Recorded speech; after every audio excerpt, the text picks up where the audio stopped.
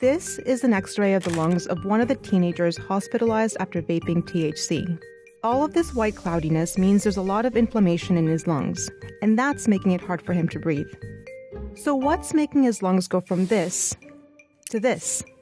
This patient is one in an exploding pattern of vaping-related lung illnesses.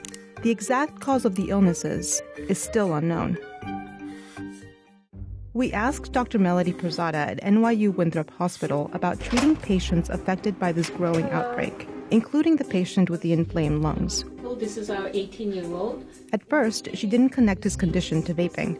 Given the fact that this is so new, how were you able to figure it out? We were lucky to have the mom find the cartridge and bring it to us, and that's how we correlated vaping to his condition.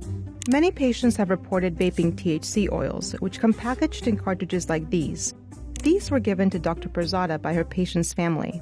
Do you know where the patients are getting the cartridges to begin with? They all say that a friend gave me, or I was at a party and I just got my hands on it. We don't know where they are getting.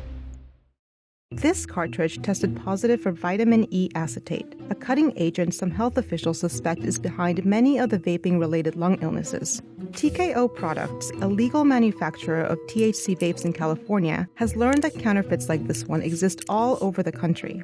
According to TKO, even the counterfeits are being knocked off on Chinese sites and sold in the US. Someone buying a TKO fake won't know if it was made by the same people as the last one they bought.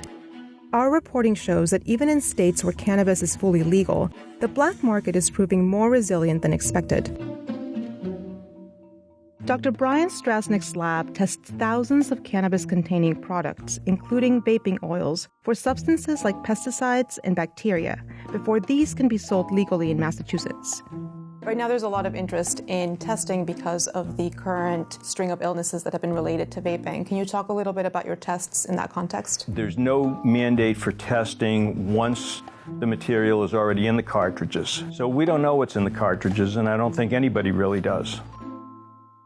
Health officials are warning consumers against buying products off the street.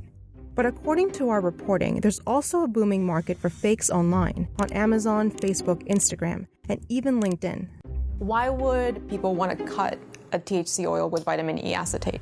I think one of the reasons is that the consumers are under this impression that the thicker it is, the more concentrated and the more potent, which is scientifically invalid. Vitamin E acetate or propylene glycol is a thick, very viscous type substance. The consumer looks at it and says, it's thick, there's a bubble there, it's got to be more potent. That's not the case. Propylene glycol and vitamin E acetate are common ingredients in products like cosmetics, processed foods, lotions, and dietary supplements. But when inhaled, these substances may interfere with the way our lungs work, even resulting in death. If they are going to continue vaping, they should really stop THC vaping ASAP. I think it's irrational to think that people are going to stop vaping. My suggestion to people would be, if you can stop, do stop. If you haven't started, don't start. In the wake of the reported deaths, large retailers like Walmart have announced that they will stop selling all e-cigarettes. And policymakers like Governor Charlie Baker in Massachusetts have similarly responded by ordering a temporary ban on all vaping products and the most sweeping prohibition on e-cigarettes in the U.S. I have a 20-year-old daughter. She said, "Of course, Mom, everybody is vaping."